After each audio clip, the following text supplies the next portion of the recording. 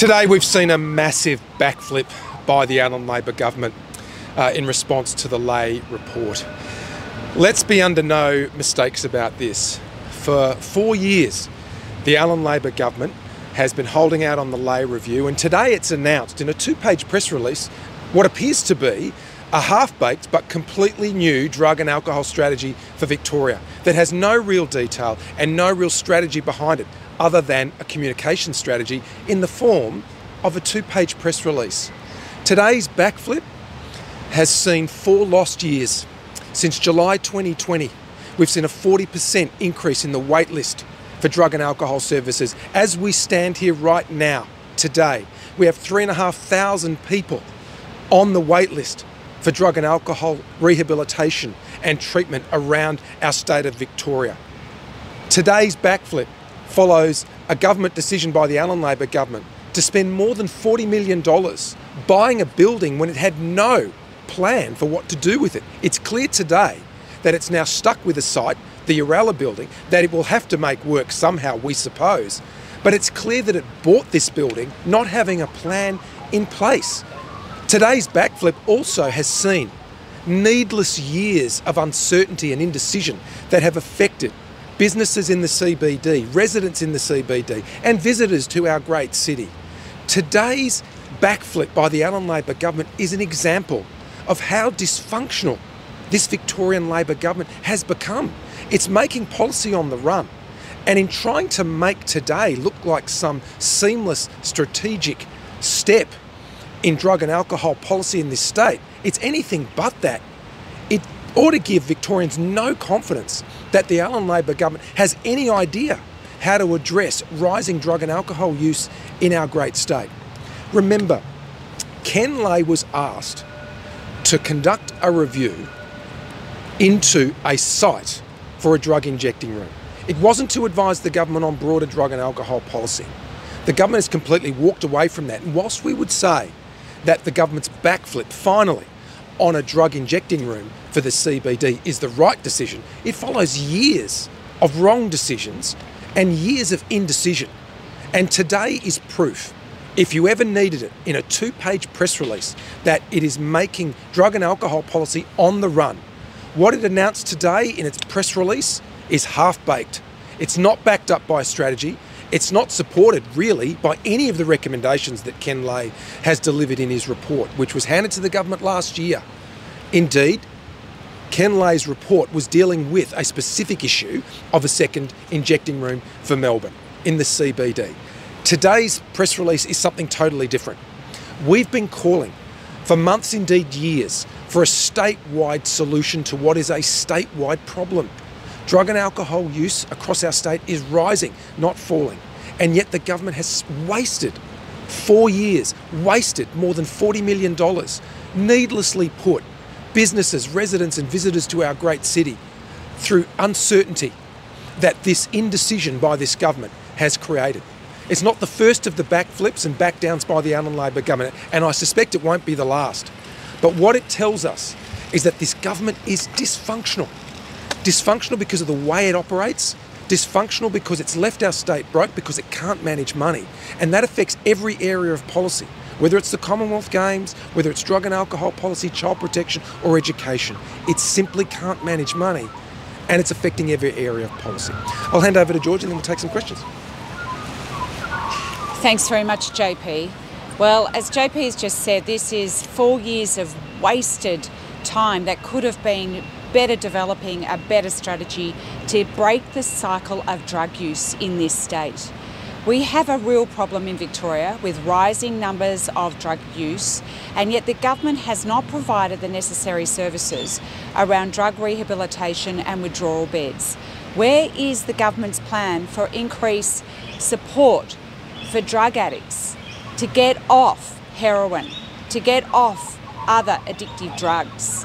This is just one step, and I'm glad that the government has finally taken up the Liberal and Nationals' policy decision for a hydromorphine trial.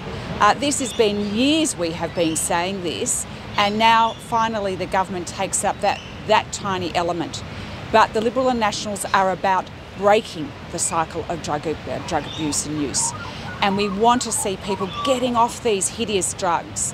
And that's why this goes way short about more rehabilitation, more withdrawal beds right across the state. We'll take some questions for Georgia yourself. Do you think this is a decision made on the fly, politics over drug policy? This appears to be an absolutely panicked decision. It's clear. We had the Attorney General, Jacqueline Symes, facing censure by the upper house of the Victorian Parliament because they were refusing to release the Lay report. And so what the government has done is it's backed away from its own report after years of indecision. It's announced policy on the run, embodied in a 2-page press release. Think about that, a complex problem like drug and alcohol dependency, which is affecting all parts of our state. And they've released today something no one saw coming, a 2-page press release announcing what appears to be a new drug and alcohol policy for Victoria. It's another example of dysfunctional government. We've lost any sense that this government knows how to lead our state, whether it's infrastructure projects, whether it's taxes, whether it's drug and alcohol policy in this case. It's leaping from one crisis to the next. And it gives my colleagues and I, the Liberals and Nationals, no confidence, and it should give no Victorian any confidence that the Allen Labor government has got this. It doesn't. It's making things up as it goes along. It's a big call from the Premier. Would you agree that, do you think it's a captain's pick? It's been described as a captain's call, a spineless captain's call by the Greens. Do you think that this is a captain's call here from Premier Allen? This is a captain's call, and it doesn't speak of leadership. It speaks of backing down and backflipping, and doing so when you don't actually have a plan to replace it. What we've seen today is an $8.4 million announcement, it seems, for 30 sites around Victoria. That tells us that there's no provision and no investment that's urgently needed in terms of drug and alcohol beds, drug and alcohol treatment and rehabilitation beds. $8.5 million will not fund the treatment beds and the rehabilitation beds you need right across our state, which was our policy going into the last election. So Premier Jacinta Allen has to explain what's gone on internally here. We've seen a report that she sat on for many months now, announced a new policy on the run, and I have no doubt it's a decision by the Premier. But again, it's a decision that's made on the run and as part of a back down, which doesn't give Victorians any confidence that the Allen Labor government has got this. Thank you very much. Sorry, would you introduce legislation to scrap the North Richmond injecting room? Well, Premier Jacinta Allen now has to explain really what the future of the North Richmond injecting room is going to be now. Given that the case for a second injecting room in the CBD hasn't been made out, and that there seems to be a belated recognition by the Allen Labor government that we have a statewide problem, not just one limited to the inner suburbs of Melbourne, you have to ask why tie up resources in any one location by way of an injecting room and not invest those funds into rehabilitation beds and treatment beds right across our state. We've seen a 40% increase in the last 4 years in wait times for people dependent on drug and alcohol to access important beds and treatment. That's not good enough in Victoria. We need to be investing right across our state, and it's clear that the Allen Labor government doesn't really have a plan for that. So would you introduce legislation? We haven't made that decision, but we are now very concerned about the future of North Richmond. We've always said it shouldn't be located next to a school, and we've made that commitment previously, so that's on the record. Our position is very clear. We need to invest important resources right across our state when it comes to drug and alcohol use, and make sure that people who need help can access it without having to wait 40% longer, which they are now.